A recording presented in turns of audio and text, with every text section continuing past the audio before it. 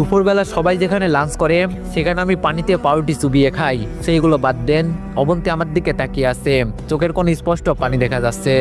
আমি বললাম, এটা ঠিক যে আমি আপনার আর আব্বু আম্মুর সবগুলো চাওয়া পূরণ করতে পারছি না, যা যা দরকার সেগুলো দিতে পারছি না, কিন্তু কি করব বলেন, আমিও অনেক চেষ্টা করতেছি, কিছুই হচ্ছে না। হয়তো একদিন সব হবে। সেই সব আজাইরা কথা বাদ দিয়ে অন্য কথা থাকলে বলুন। অবন্তী বলল, তুমি ঘুমাও, অনেক রাত হয়েছে।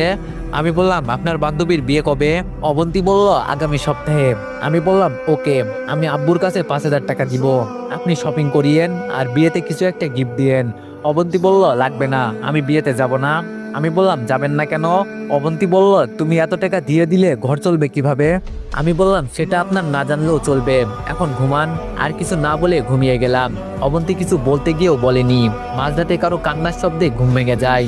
লাইটটা অন করে দেখি অবন্তী ভাইয়ার ছবিটা নিয়ে বসে আছে আর কান্না করতেছে। আমি বললাম, কি ব্যাপার, আপনি ঘুমাননি এখনো? অবন্তী চুপ করে আছে। আমি বললাম, কি হয়েছে, কথা বলেন না কেন? অবন্তী বলল, না, ঘুমাচ্ছে না, তুমি ঘুমাও।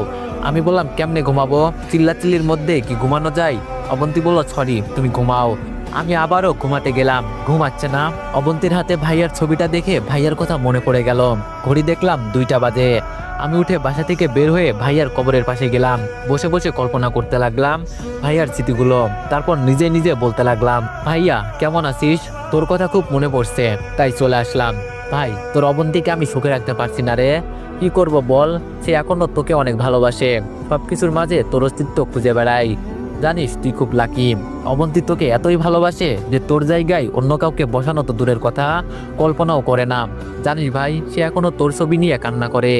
তুই চলে যাওয়ার পর আমাদের সবার মুখ থেকে হাসিটা চলে গেছে, সবকিছু ঠিকঠাক আছে, তবুও কেমন জানি একা একা লাগে। অবন্তী এখনো তোর পথ চেয়ে বসে থাকে, ওর ধারণা তুই আসবি। অবন্তী তোকে এতটাই ভালোবাসে যে আমাকে বিয়ে করার পরও সে আমাকে বলছে অন্য কাউকে বিয়ে করে সংসার করতে। জানিস ভাই, মাঝে মাঝে অবন্তীর উপর খুব রাগ হয়, ইচ্ছে করে ওরে অনেক বকা দিই, কিন্তু ওর দিকে তাকালেই তোর কথা মনে পড়ে। জানিস ভাই, আমারও অনেক কষ্ট হয় তোকে ছাড়া থাকতে, তাইলেও ভেঙে পড়তে পারি না আব্বু আম্মুর কথা চিন্তা করে। ভাই, তুই যেমন আমাদের সব চাওয়া পাওয়া মিটিয়েছিলি, আমি তেমন পারছি না রে ভাই। ভাই, তুই আমাকে মাফ করে দিস, দোয়া করিস আমার জন্য, যেন ওদের সবার মুখে হাসি ফোটাতে পারি। আরো কিছুক্ষণ সেখানে থেকে বাসায় চলে গেলাম, তাহাজ্জুদের নামাজ পড়ে নিলাম। তারপর ফজরের নামাজ পড়ে আবারও ভাইয়ার কবরের পাশে গেলাম, কবর জিয়ারত করে বাসায় এসে রেডি হলাম, প্রতিদিনের মতো রওনা দিব। তখন অবন্তী আসলো। অবন্তী বলল, তামিম, একটা কথা বলতাম। আমি বললাম, বলেন। অবন্তী বলল, বিয়েতে তুমি যেতে পারবে? আমি বললাম, আমি গিয়ে কি করব, আপনার বান্ধবীর বিয়ে, আপনি যান।